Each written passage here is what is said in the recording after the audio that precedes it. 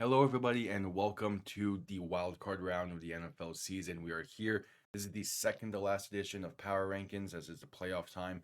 We're going to do wild card round and divisional round. This is for the wild card round. Before we dive right into it, I want to quickly say if you are new, subscribe. We greatly appreciate it. Leave a like, comment down below. You know the whole drill. Kick things off at number 14 is the Pittsburgh Steelers. They faltered at the end of the season, similar to years past for Pittsburgh, and because of it, I'm just uneasy with them. The thing is, TJ Watt has been a no show the past 5 weeks, as is most of the Steelers' team has been. He has 2 sacks in the last five and 0 sacks in the last three. Even in this last game against Cincinnati, he was a complete and utter no show. The offense is putting up about 14 points per game in the last five. The defense is giving up 27 points per game. It is a very different Steelers team than what we saw earlier in the season. And it kind of is just the nature of the Steelers at this point, it feels. And I know there's a lot of Steelers fans that are upset with how Tomlin has been running the team in the past few years, and this is another season to add on top of it. But they're still in the playoffs, so have a shot. It's not going to be easy, and they're definitely entering the playoffs with playing some really sloppy football. But all you need is one game to get things back on track. We'll see, but they come in at number 14 for the time being. 13 is the Houston Texans, and they also are entering the playoffs a little bit sloppy. 3-2 in the last five, including losses to some really good teams in the Chiefs and Ravens.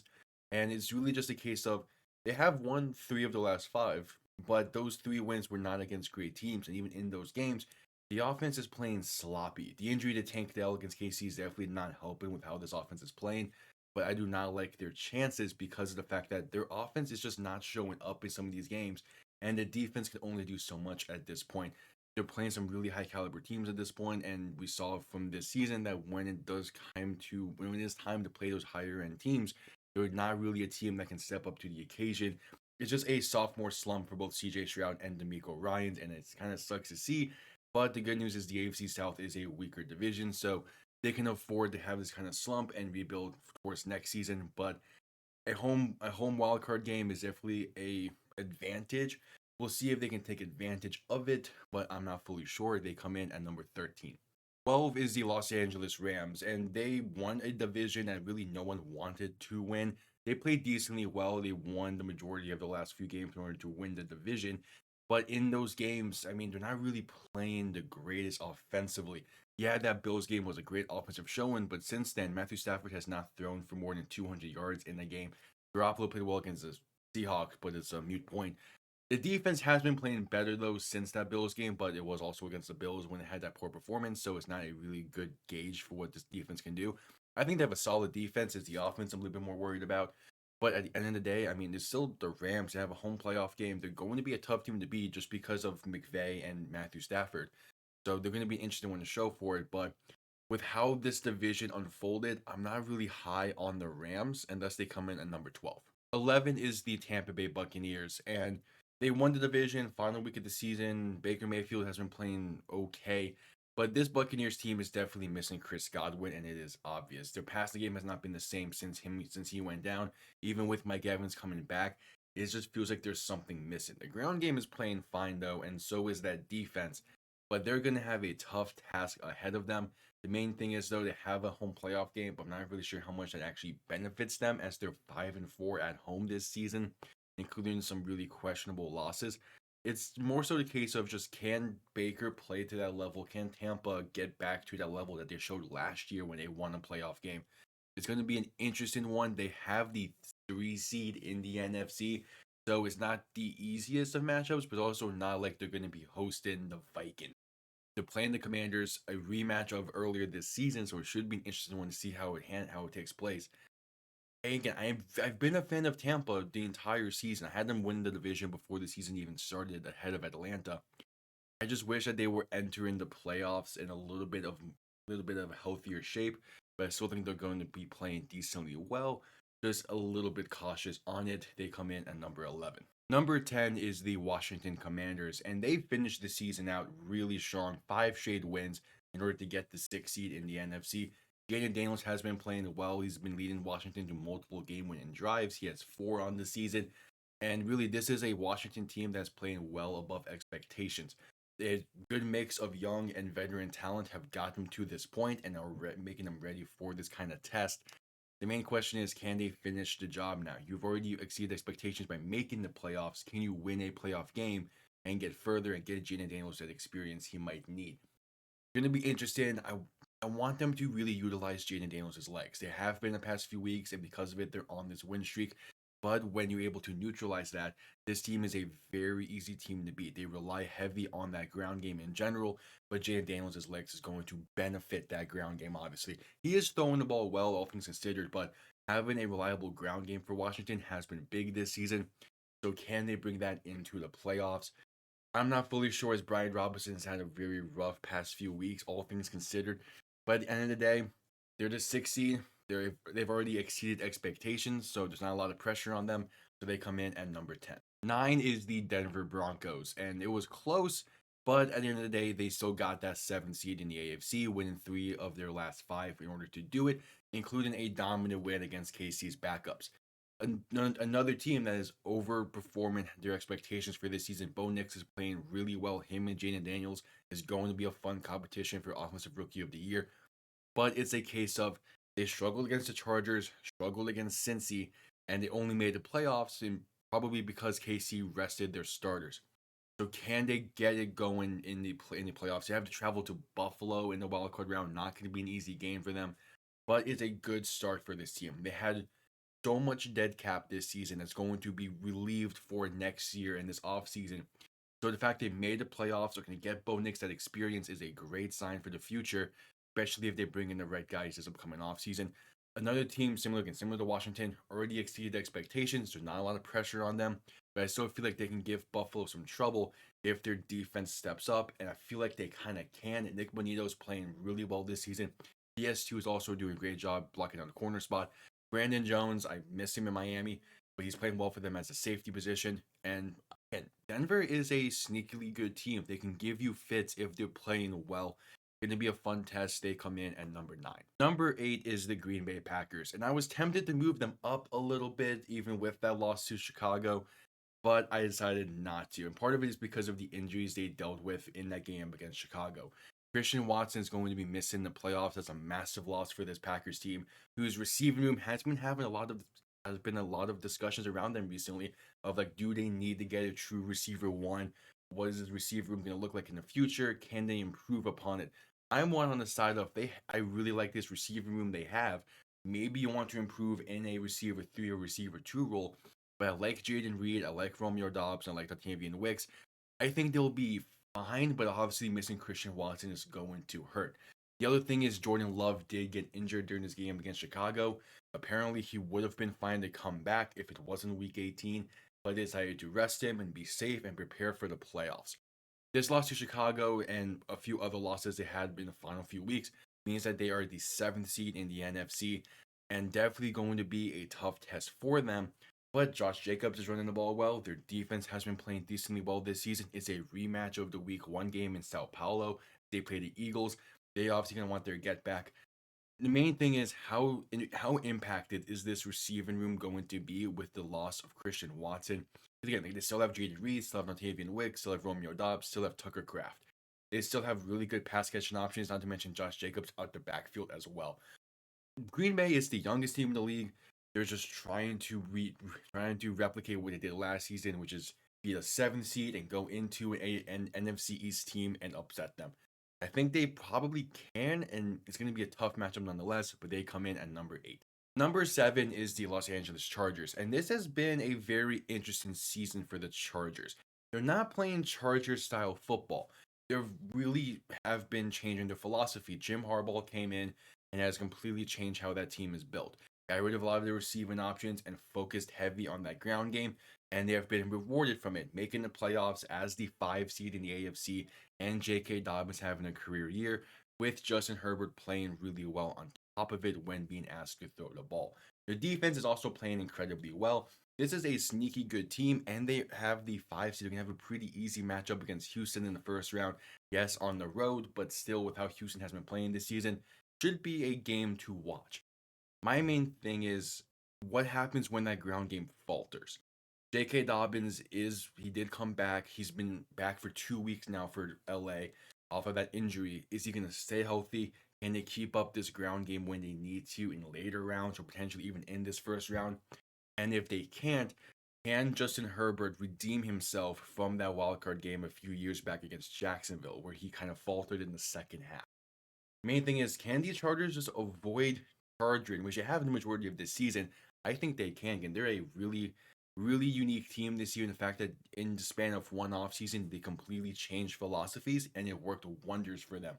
So they're going to come in at number 7. Number 6 is the Baltimore Ravens, another team that I was tempted to move up a little bit after week 18, but decided just to keep them put, in part because Zay Flowers did get injured in that game against Cleveland. He is a massive part of that passing offense for Baltimore. With that being said, though, again, Baltimore is a team that relies heavy on the ground. Derrick Henry and Lamar Jackson both are weapons on the ground, playing really well. Lamar Jackson has a very, very, very reasonable case for MVP this year. The defense is playing at a good level. They've mixed some things around that were kind of struggling with them the past few weeks, but they mix things up and have eventually, and now at this point are playing a lot better.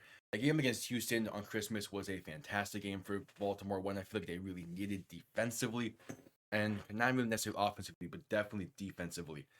The main thing is, and it's all about redeeming yourselves this year. You had the Chiefs beat last year in the conference championship, but you just faltered. Can you get back and can you redeem yourself? Without Zay Flowers, it's going to be a lot tougher, and because of it, they sit outside the top 5 just barely. If Zay Flowers did not get hurt, I would have put them in the top 5. But it's still just a case of I need to see it from Baltimore. Without Zay Flowers, with the fact that they're not a very pass heavy team, and even when they can pass, Lamar is a solid passer. It's just, I know they're going to be relying heavy on the ground. Can they be consistent with it? I think they can if the right circumstances are in play.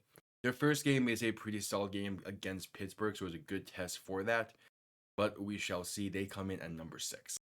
Beginning the top 5 is the Minnesota Vikings. And again, I was tempted to push them back. That was not a great game against Detroit. But the thing is, they're a 14-win team. They're the 5 seed in the NFC. And before the game against Detroit, they were not losing. They were playing some really damn good football. And Sam Darnold, on top of it, is reviving his career and has been for the benefit of this Vikings team. Coming out of nowhere, exceeding all possible expectations, having the best season in Vikings history, basically the second best season. And again, just doing what they need to do. Defense is playing incredible, being led by Brian Flores and Andrew Van Ginkel, on top of back end playing some really, really damn good football. They're going to be a tough team to beat. I'm not sure what team really can beat them, besides obviously Detroit, who has beat them both times this year. But it's a case where because Minnesota has to go on the road, how much does that impact them? They're a really damn good team this year, but a lot of their success came at home, especially earlier on in the season. So does the magic last from Darnold? And they survive playing on the road. Their first game is against the Rams, a team who they lost to earlier in the season on the road. So going to be a good chance, a chance for revenge there, and they can keep building off of that. So I do have the Vikings at 5, but they're teetering between 5 and 6. Number 4 is the Philadelphia Eagles, and it was a clear, smart, and easy decision to rest Saquon Barkley and the starters during that Week 18 game. I mean, we saw what happened with a few of these other teams that are on these rankings, because you cannot afford to get people injured, especially you can't afford to get Saquon Barkley injured. He's a massive part to this offense, and when he is playing well, this entire Eagles team is playing well. The passing game has not been working how Eagles fans and the Eagles probably themselves have expected it to work, but you're able to kind of push it off to the side because Saquon Barkley has been running really well this year. But that's the thing. In the playoffs, and everyone knows, hey, Saquon's the main guy for this offense. Can you adapt when he potentially gets taken away? Can you adapt and actually be able to throw the ball consistently? Philly has shown to be able to do that in the past, but can it do it against high quality competition? We'll see. It helps that the defense has also been playing well this year. Cooper DeJean's playing phenomenal for a rookie. So is Quinyon Mitchell. You have Reed Blankenship on the back end as well. Darius Slay's there. They have a really good defensive unit. That is not to be mistaken. I really like what Philly has shown for us this year. And then there's a reason they're the 2 seed in the NFC. But can they finish the job? And do you feel confident enough in Jalen Hurts to be able to sling the ball if need be in the playoffs? The hope is you can just rely on Saquon, but if you need to, Jalen Hurts needs to step up to the plate. I think he can. They come in at number 4. Number 3 is the Kansas City Chiefs, and their season has officially begun. Everyone knew that this season, for the regular season for the Chiefs, was more so just preparing for the playoffs, especially with how they've been playing. But in that same note, they're 15-2, and they weren't. It doesn't feel like they were really trying during the regular season, and they were just looking to get into the playoffs. An extra week of rest as the 1 seed in the AFC. They also rested their starters in Week 18, and they're going to be a tough team to beat. No one wants to head into Arrowhead in the playoffs to try and beat the Chiefs. It's a very tough ask to do. I mean, no team has really been able to do that. I think since he did it 1 year, but really, you don't walk into Arrowhead and beat the Chiefs in the playoffs without it being a really, really damn good game. So they're going to be the Chiefs. They're going to be a threat. They're, no matter what happens, they're probably going to be in the championship game, going to be ready for the Super Bowl and looking to three-peat. Mahomes has been playing well in his back half as well. Since that Bills game, he has yet to throw an interception, and the Chiefs have only lost 1 game since that, which was when they rested their starters. So as long as Mahomes doesn't get injured severely, they're gonna be fine. He leads the way, they're gonna win. It's the Chiefs, it's Mahomes, it's Andy Reid. You know what to expect from them. They come in at number 3. Number 2 is the Detroit Lions, the 1 seed in the NFC. And much like the Chiefs, I don't know who can really walk into Ford Field and beat the Lions. And yes, they did lose a few home games this year. They lost 2 of them. But those were against Tampa Bay, who they most likely won't have to play this year, and against Buffalo, who, if they do play, it would be in the Super Bowl. So they're going to be a good team. It kind of exceeded expectations on their own right, just because of the fact they have like 25 players on IR, and they're still playing at a high level, still dominating teams, and still have the 1 seed. They're still winning games. They're finding ways to win. It is impressive. Everyone thought when Aiden Hutchinson went down against Dallas that we're going to see the Lions kind of reel back and maybe falter a little bit and slip up along the way, but they haven't. They're playing some really, really, really damn good football. Jared Goff is playing well. Amon St. Brown is playing well. Jahmyr Gibbs has been running wild as the main running back 1 for this team due to David Montgomery's injury. And to cap it all off, Jake Bates is continuing to be an absolute legend in Detroit. Yes, he's missed a few kicks this season. Yes, he did get snubbed from the Pro Bowl, but he is still an incredible kicker, setting franchise records in his rookie season. I mean, he's a damn good kicker. I love watching him. Again, UFL legend. Jake Bates, incredible. Lions come in at number 2. Number 1 to cap things off is the Buffalo Bills, to probably no one's surprise. Yeah, they're the 2 seed, and yes, they've kind of slipped up a little bit along the way in order to fall to the 2 seed. But I mean, they're still the Bills. They're still a really damn good team this year. It's still going to be a tough team to beat when playing at home. The main question is when the time comes, and it's going to come these playoffs, can they get over the hump in order to head into Kansas City and win and make it back to the Super Bowl? This feels like their best shot at doing that since the last time they made it back in 92. So it's going to be an interesting test.